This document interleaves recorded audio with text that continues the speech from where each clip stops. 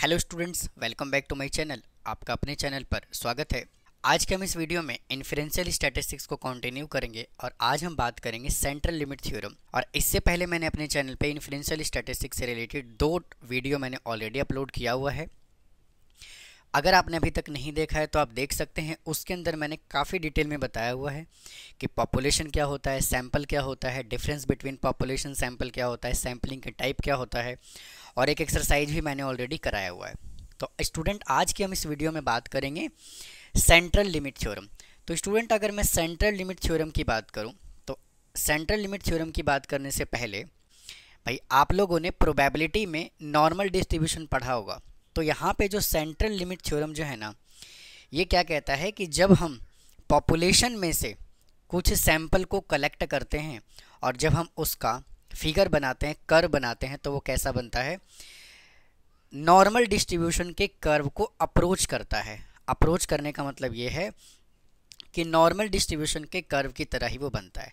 तो आइए अब इसके डेफिनेशन पे चलते हैं। पहले डेफिनेशन डिस्कस करेंगे और फिर इससे रिलेटेड हम कुछ फिगर भी डिस्कस करेंगे। तो देखिए क्या कहता है कि the central limit theorem stated that the sampling distribution of the sample mean approaches to normal distribution. किसको अप्रोच करता है? ये नॉर्मल डिस्ट्रीब्यूशन को अप्रोच करता है।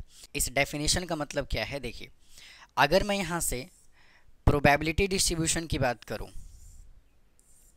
तो यहाँ से हमने क्या किया, 1, यहाँ से हमने क्या किया, देखिए अगर यहाँ पे n है और यहाँ पे मीन है, ठीक है जी, तो n हमने 1, 2, 3, 4, 5 कुछ इस तरह से हमने कंसीडर किया हुआ है। मतलब कहने का ये है कि जो हमने सैंपल जो कंसीडर किया, पहले n कंसीडर किया, मतलब कि n इज इक्वल टू 1, फिर 2, फिर 3, फिर 4, फिर 5, इस तरीके से। और फिर इसका मीन मान लेते हैं कितना, ये मीन फर्स्ट आया, मीन सेकंड आया, मीन थर्ड आया, मीन हमने 4 निकाला, मीन हमने 5 निकाला, कुछ इस तरह से, कहाँ तक, n तक। तो ये क्या कहता है कि जो हमने यहाँ पे सैंपल कंसीडर किया है, मान लीजिए 1, 2, 3, 4 जो हमने सैंपल कंसीडर किया है, और जब हमने इसका क्या निकाला है, सैंपल मीन निकाला है, जब हमने इसका मीन निकाला है तो किस तरह से अप्रोच करेगा, ये नॉर्मल डिस्ट्रीब्यूशन कर्व को क्या करेगा, अप्रोच करेगा। As the sample size get larger no matter what is the shape of the population distribution. और फिर अगर सैंपल का साइज अगर बड़ा होगा, सैंपल का साइज जितना बड़ा होगा उतना ही ज़्यादा हम एक्यूरेट प्रिडिक्शन कर पाएंगे। तो आइए पहले इसको फिगर से समझते हैं, फिर वापस हम इसी पे आएंगे। देखिए क्या कहता है,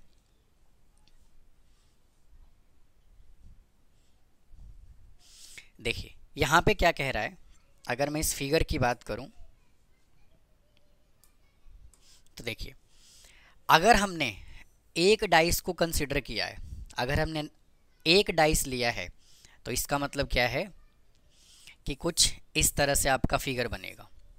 लेकिन हमने अगर 2 डाइस लिए हैं, अगर 2 डाइस का हमने सैंपल मीन कैलकुलेट किया है तो इसका फिगर कुछ इस तरह से बनेगा, ऐसा, ठीक है जी। लेकिन अगर हमने यहाँ पे n इज इक्वल टू 5 लिया है तो इसका फिगर जो बनेगा वो कैसा बनेगा, कुछ इस तरह का बनेगा। और अगर हमने नंबर ऑफ डाइस अगर 10 लिया है तो स्टूडेंट इसका फिगर जो है वो कुछ इस तरह से बनेगा। और अगर हमने नंबर ऑफ डाइस अगर 50 लिया है तो फिगर इधर ऐसे बनेगा। और अगर हमने 100 लिया है तो फिगर कुछ इस तरह से बनेगा। मतलब कहने का ये है कि सेंट्रल लिमिट थ्योरम यहाँ से क्या कहता है कि अगर हम सैंपल मीन का साइज़, अगर हम सैंपल मिनिमम 30 कंसीडर करेंगे तो जो फिगर बनेगा वो क्या बनेगा, नॉर्मल कर्व की तरह बनेगा, मतलब नॉर्मल कर्व को अप्रोच कर रहा होगा। देखिए अगर हमने यहाँ पे सैंपल साइज n लिया, भाई अगर 1 लिया तो देखिए नॉर्मल कर्व बन रहा है क्या, नहीं बन रहा, इसमें भी नहीं बन रहा, इसमें भी नहीं बन रहा। अगर हमने यहाँ पे सैंपल साइज़ कितना लिया है, 10 लिया है, तो ये भी बेल शेप्ड कर्व नहीं बन रहा। कैसे, देखिए ये कुछ इस तरह से ऐसे बन रहा है ये, भाई हाँ या ना। लेकिन अगर हमने सैंपल का साइज़ अगर हमने 50 लिया तो ये बेल शेप्ड का कर्व बन रहा है, देखिए कुछ इस तरह से। नॉर्मल डिस्ट्रीब्यूशन के कर्व को क्या करेगा, अप्रोच करेगा। सेम फिगर हमने यहाँ पे कंसिडर किया हुआ है। देखिए अगर मैं इस फिगर की बात करूँ तो इस फिगर को समझने से पहले देखिए वापस से आइए इस पे, पहले इधर समझते हैं। देखिए क्या कहता है, अ सैंपल साइज, कहता है कि अ सैंपल साइज ऑफ 30 और more is considered to be sufficient to hold CLT। अगर हमने सैंपल का साइज अगर 30 लिया है या 30 से ज़्यादा लिया है तो ये सेंट्रल लिमिट थ्योरम को सेटिस्फाई करता है और इसका कर्व जो है वो हमेशा कैसा बनेगा, बेल शेप्ड कर्व की तरह क्या करेगा, अप्रोच करेगा। And the sample size become large, अगर सैंपल साइज जितना ज़्यादा बड़ा होगा, prediction of the characteristics of the population become more accurate. तो सैंपल साइज जितना बड़ा होगा उतना ही ज़्यादा हम पॉपुलेशन का प्रिडिक्शन एक्यूरेटली कर सकते हैं। आप देखिए नीचे क्या कहता है यहाँ से, if the population is normally distributed, अगर पॉपुलेशन कोई पहले से नॉर्मली डिस्ट्रीब्यूटेड है then the sampling distribution will also be normal. तो सैंपल डिस्ट्रीब्यूशन जो होगा वो क्या होगा, वो भी नॉर्मल ही होगा। कैसे, देखिए अब इस फिगर की बात करते हैं यहाँ से। अगर मैं यहाँ से इस फिगर की बात करूँ, देखिए अगर मैं यहाँ से इस फिगर की बात करूँ, देखिए स्टूडेंट ये जो फिगर है यहाँ पे ये ऑलरेडी पहले से ही नॉर्मली डिस्ट्रीब्यूटेड है। तो स्टूडेंट इसमें से चाहे हम सैंपल कितना भी ले लें, 1 2 3 4 5 जितना मर्जी ले लें, तो ये हमेशा जो कर्व बना करके देगा वो बेल शेप्ड का ही बनेगा, मतलब ये दोनों बिल्कुल सेम होगा। लेकिन अगर हमने सैंपल को यूनिफॉर्म कंसीडर कर लिया, अगर हमने कुछ पॉपुलेशन, अगर हमने यहाँ पे यूनिफॉर्म पॉपुलेशन कंसीडर किया है कुछ इस तरीके से, तो और इसमें से अगर हमने n = 10 कंसीडर किया हुआ है तो जो इसका फिगर बनेगा वो कुछ इस तरह का बनेगा। अगर हमने स्क्यूड लिया है, मतलब कि एक साइड से हमने लिया है, तो इसका मतलब स्क्यूड जो है वो कुछ इस तरह से पॉपुलेशन है। स्टूडेंट ऊपर जो है हमने पॉपुलेशन को कंसीडर किया हुआ, नीचे हमने सेंट्रल लिमिट थ्योरम को वेरीफाई किया है। तो जब पॉपुलेशन का साइज़ अगर ऐसा होगा तो ये बेल शेप्ड कर्व को अप्रोच नहीं करेगा, कुछ इस तरह से अप्रोच करेगा। और अगर हमने रैंडमली पॉपुलेशन में से अगर हमने सैंपल कंसीडर किया हुआ है तो कुछ इस तरह से अप्रोच करेगा। तो उम्मीद है स्टूडेंट आपको यहाँ तक समझ में आया होगा। लेकिन जो थर्ड वाला लाइन है, इन सब में n = कितना लिया हुआ, 30। सब में पॉपुलेशन में से सैंपल क्या लिया हुआ है, 30 लिया हुआ है। तो आप चेक कीजिए सभी के सभी कर्व जो है वो कैसा बन रहा है, बेल शेप्ड कर्व बन रहा है कि नहीं बन रहा। उम्मीद है स्टूडेंट आपको सेंट्रल लिमिट थ्योरम का मतलब समझ में आया होगा। अब देखिए इसकी बात हम वापस से करते हैं, यहाँ पे ये क्या कह रहा है, देखिए यहाँ से क्या कहता है, कहता है what the sample size is, mean of the sample mean would be equal to the population mean. मतलब कहने का ये है कि अगर पहले से पॉपुलेशन को हमने नॉर्मली डिस्ट्रीब्यूट किया हुआ है, नॉर्मल में से अगर हमने कंसीडर किया हुआ है, तो इसके अंदर क्या होगा, sample mean, mean of the sample mean is equal to the population mean. मतलब कि दोनों ही आपस में क्या होगा, इक्वल होगा। चाहे हम पॉपुलेशन मीन की बात करें और चाहे तो हम सैंपल मीन की बात करें, दोनों ही आपस में क्या होगा, इक्वल होगा। तो यही स्टूडेंट क्या कहता है, सेंट्रल लिमिट थ्योरम। अब क्या कहता है कि and standard deviation of the sample mean, अब इसका फॉर्मूला क्या होता है, देखिए S = standard deviation divided by √n। तो उम्मीद है स्टूडेंट आपको यहाँ तक समझ में आया होगा। आइए अब इसके कुछ क्वेश्चंस को सिंप्लीफाई करते हैं इसी के बेस पे।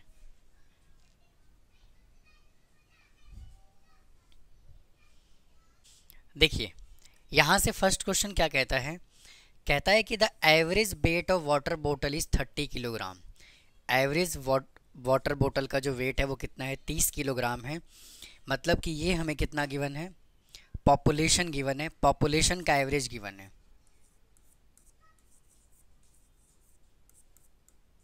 मतलब कि पॉपुलेशन मीन हमें कितना गिवन है, पॉपुलेशन मीन हमें गिवन है 30 kilogram with a standard deviation of rupees 1.5 kilogram, with a standard deviation 1.5 kilogram, और इसका स्टैंडर्ड डेविएशन हमें कितना गिवन है 1.5 गिवन है। If a sample of 45 water bottle, और n यहाँ से हमने कितना लिया हुआ है 45 लिया हुआ है। Water bottle is selected random from a consignment and their weight measured, find the probability that the mean weight of the sample. Student इसकी बात हम यहाँ पे नहीं करेंगे, ये हमारे सिलेबस में नहीं है। तो कहने का मतलब क्या है, इसका फॉर्मूला क्या होगा, S is equal to standard deviation under root n, और यहाँ पे सैंपल का साइज जो है वो कितना है 45, मतलब कि n जो है वो कितना है 30 से ज़्यादा है। तो स्टैंडर्ड डेविएशन हमें यहाँ कितना गिवन है 1.5 डिवाइडेड बाई, और ये दिया हुआ है रूट 45 इज इक्वल टू, इसको सिंप्लीफाई करोगे तो कितना आ जाएगा, यहाँ से पॉइंट को हटाइए और नीचे 10 लगाइए, तो आ जाएगा 15 डिवाइडेड बाई 10 इंटू 45 को मैं क्या लिख सकता हूँ 3√5 लिख सकता हूँ। यह आ गया 3 और ये आ गया 2, और ये 3 से 3 कैंसिल हो जाएगा, तो यहाँ पे कितना बचा 1/2√5 बचा।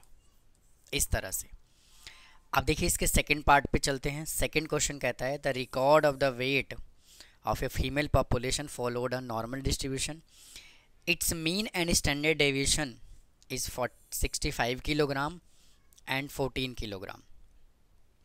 इसका मीन हमें कितना गिवन है 65 किलोग्राम, मतलब कि यहाँ पे हमें पॉपुलेशन का मीन कितना गिवन है, पॉपुलेशन